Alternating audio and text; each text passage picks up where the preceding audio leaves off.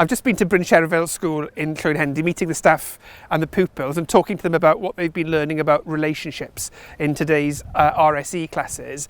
And the younger learners are learning all about the importance of empathy and kindness and relationships with parents, with family members and with their friends.